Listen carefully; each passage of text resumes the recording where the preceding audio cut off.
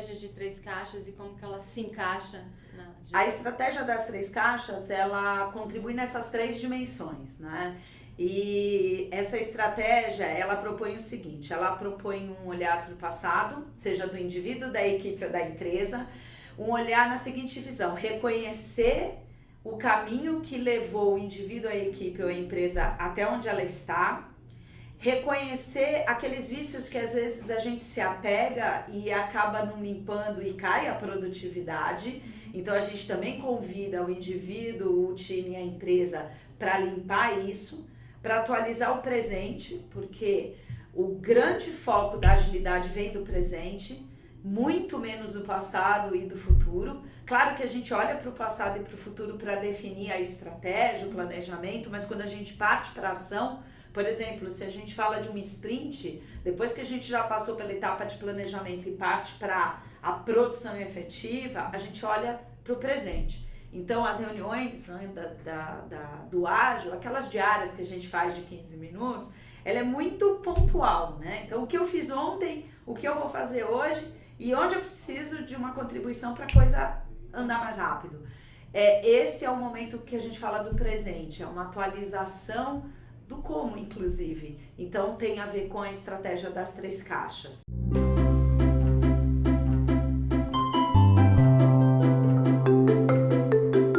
Quais são as principais queixas ou os principais motivos que levam as empresas a te procurar para você levar essa nova cultura?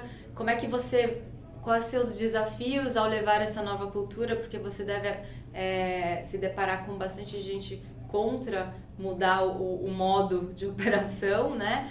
Se esse conflito acontece embaixo ou em cima, como é que funciona isso, assim?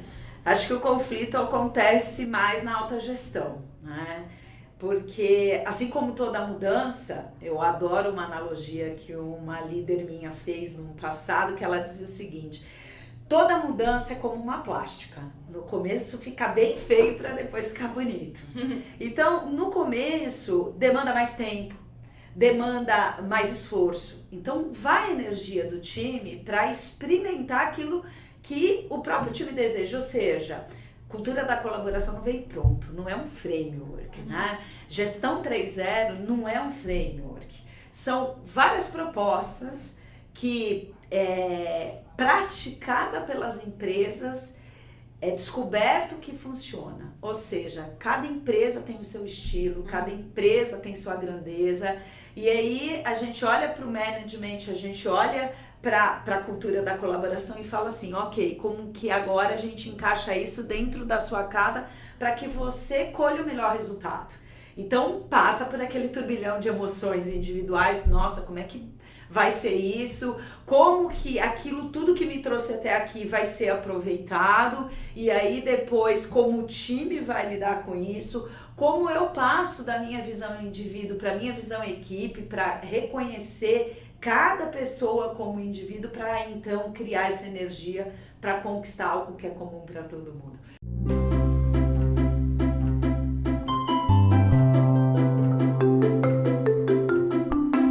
Quais são os gatilhos, os propulsores, né, para as empresas buscarem? O que as empresas falam? Olha, eu estou vendo assim, eu gostaria de ser mais inovadora ou não? Eu acho que meu resultado está ruim, podia ser melhor, ou as pessoas estão saindo muito, meu turnover tá alto, como é que... Interessante, você falou uma coisa que eu não tinha pensado ainda, mas eu nunca vi uma empresa implantando cultura da colaboração porque estava ruim. Eles normalmente querem melhorar o que está bom. Sim. Isso acontece. Agora, qual o motivador da implantação da cultura da colaboração? Vou puxar aqui na memória. Bom, um é o próprio tema, né, que é como eu trago a equipe para lidar com o mundo ágil. Então, acho que esse é o principal motivador. O segundo é como eu posso melhorar aquilo que está bom. Então, por exemplo, como eu posso melhorar o resultado e a produtividade.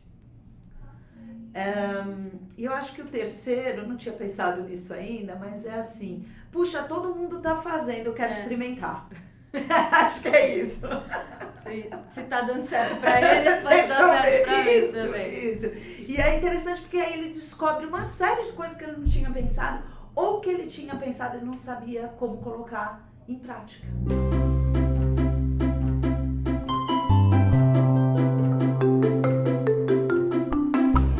A comunicação não violenta, ela, na verdade, ela é bem antiga, porque ela vem do conceito do diálogo, né? Ela vem do conceito da da comunicação colaborativa. Então, ela foi encapsulada, vamos dizer assim, pelo Marshall com o nome da comunicação não violenta. E a comunicação não violenta, ela tem um grande olhar para o outro e também para mim, para o indivíduo. Então, eu me olho no sentido de me autorresponsabilizar por aquilo que eu estou sentindo. Então, tem um convite grande que é transformar as frases na primeira pessoa. A gente tem um hábito grande de falar, né, a gente tal coisa, ou você pensa quando eu estou me referindo a mim. E aí é interessante também porque isso eu observo muito ou em dinâmicas de pequenos grupos ou no atendimento individual. Então as pessoas quando se referem a alguma coisa, em vez de dizer assim, eu penso que a cultura da colaboração é uma solução para o mundo ágil, fala assim, nós pensamos, ou você pensa, e eu pergunto assim, eu penso. Aí a pessoa fala, não, mas você disse você. Então essa primeira reflexão sobre a autorresponsabilidade. Outra coisa que está dentro da comunicação não violenta é a gente realmente verbalizar aquilo que é importante, não deixar o outro adivinhar, né? Então falar sobre aquilo que é a minha necessidade, sobre aquilo que eu tenho de expectativa sobre você, deixar claro isso, né? E aí a gente faz isso muito por meio de perguntas. E as afirmações vêm como consequência daquilo que é importante. Então, por exemplo, quando eu tenho uma expectativa sobre uma ação sua, né, deixar isso verbalizado. Então, o ágil convida muito a gente definir restrições. Então, eu não defino mais o como você faz isso, mas dentro do que eu coloco restrições. Por exemplo, de prazo, por exemplo, de orçamento. E a comunicação não violenta tem um link nesse sentido. Qual a expectativa que eu tenho quanto à minha ação ou à ação do outro? Então, eu falei um pouco da autorresponsabilidade, eu falei das perguntas, né, ao invés de afirmações, e eu falo também da questão de deixar claras as restrições. Então, deixar específico o que eu espero sobre você, sobre o seu trabalho, se eu estiver falando de um time, incluindo aqui o quando, incluindo aqui o quanto, incluindo aqui alguns acordos, né? Então os acordos passam a ser altamente relevantes.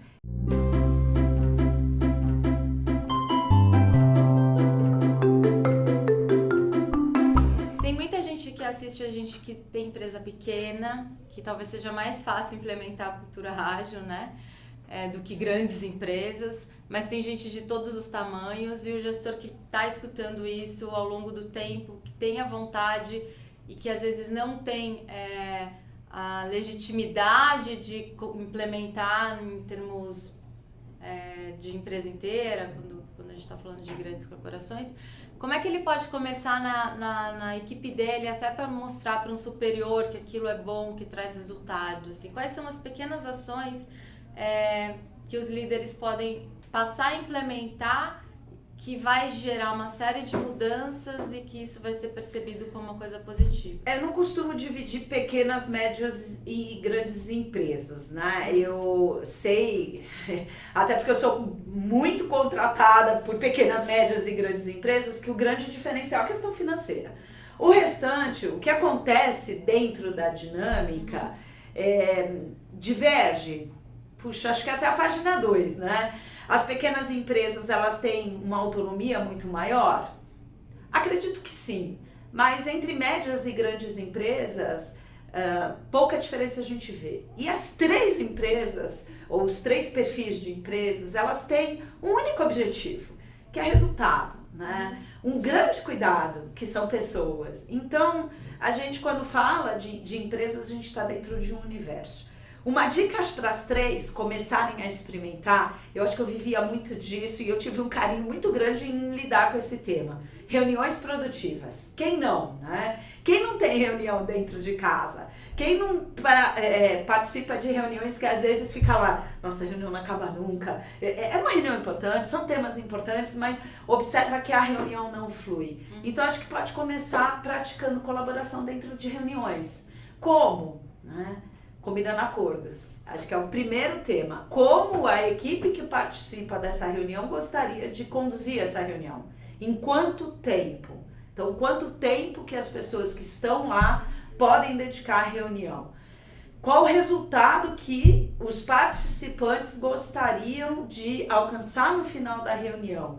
E qual instrumento eles gostariam de praticar? Por exemplo, uma comunicação não violenta, por exemplo, uma estratégia das 3 caixas, uma investigação apreciativa, que é um outro instrumento, 6 chapéus, que é outro instrumento. Enfim, tem vários, né, instrumentos. Por que eu falo de instrumento? Porque o instrumento ajuda, primeiramente, todos participarem. Então, por exemplo, se eu combino uma regra que ninguém pode afirmar nada que não seja por meio de perguntas, que é o conceito do action learning, a gente está colocando lá uma regra bem legal, que a gente pode experimentar. De novo, cada um tem o seu estilo, mas funciona para pequena, média e grande empresa. A gente também pode combinar que cada participante de uma reunião pode ter um tempo definido para trazer uma ideia, 2 minutos. Por que não praticar um pitch, de repente, dentro de uma reunião? E com tudo o que a gente vai experimentando, terminar com as lições aprendidas para ver o que vale a pena continuar. E isso eu vejo muito, várias e várias equipes propondo colaboração, propondo instrumentos do Management 3.0 para tornar reuniões produtivas e conseguir, como o Ágil propõe, fazer reuniões diárias de 15 minutos, reuniões semanais de meia hora e assim por diante. Legal. Então começaria nas reuniões que É talvez uma seja ideia.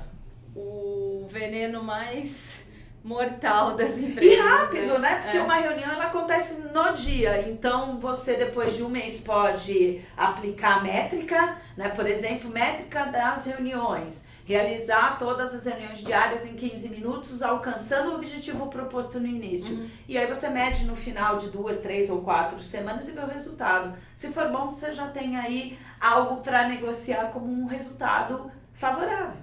Legal, legal. Obrigada. E faça seu convite agora. Bom, eu quero convidar todos para experimentar, né, a cultura da colaboração, para, se tiver a oportunidade, estar com a gente.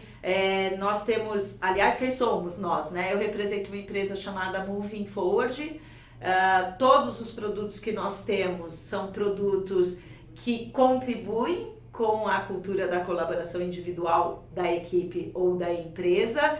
E o que a gente trabalha? Basicamente com um programa de treinamento que envolve workshops, oficinas, coaching e mentoria.